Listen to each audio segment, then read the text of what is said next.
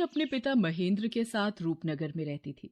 बचपन में जब सुहानी की माँ का देहांत हो गया तो उसके पिता ने दूसरा विवाह कर लिया। सुहानी की सौतेली माँ सुधा शादी के बाद अपनी बेटी ज्योति को भी साथ लाई थी। सुहानी और ज्योति अब बड़ी हो चुकी थी। सुहानी देखने में बहुत सुंदर थी। उसके लंबे काले और घने बाल उसकी सुंदरता में चार चांद लगा देते थे। ये देखकर सुधा सुहानी से बहुत ईर्ष्या करती थी।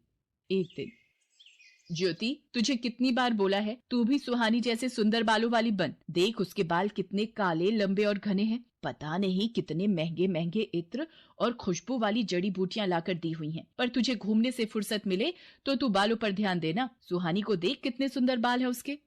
माँ, सुहानी के बाल बचपन से ही बहुत सुंदर हैं। मेरे बाल उसके जैसे नहीं है तो इसमें मेरी क्या गलती है?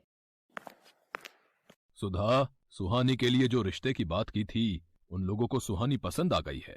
वो लोग अगले महीने ही विवाह के लिए बोल रहे हैं। मैं सुहानी को ये खुशखबरी बताकर आता हूँ।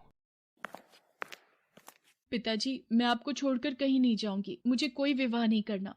नहीं सुहानी बिटिया, हर कन्या के पिता को ये आस होती है कि उसकी पुत्री विवाह करके सकुशल अपनी ससुराल जाए। और फिर धर्मचंद जी जाने माने व्यापारी हैं, तो उनके पुत्र के साथ बहुत खुश रहेगी।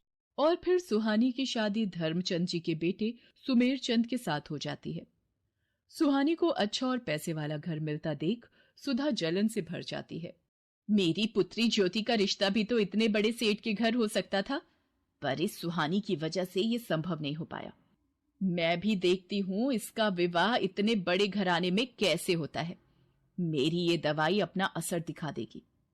सुहानी, जाओ जल्दी से स्नान कर लो, फिर विवाह के लिए तैयार भी होना है। हे भगवान, मेरे बाल कहाँ गए?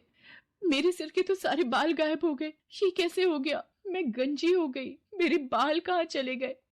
पिताजी, पता नहीं, मैं नहाकर बाहर आई हूँ तो देखा मेरे सिर पर बाल नहीं है। पिताजी, अब मैं क्या करूँ? हे राम, ये क्या हो गया? तुम्हारे बालों से ही तो तुम्हारी सुंदरता थी, अब तुम गंजी हो गई हो। अब तो कोई भी तुमसे विवाह नहीं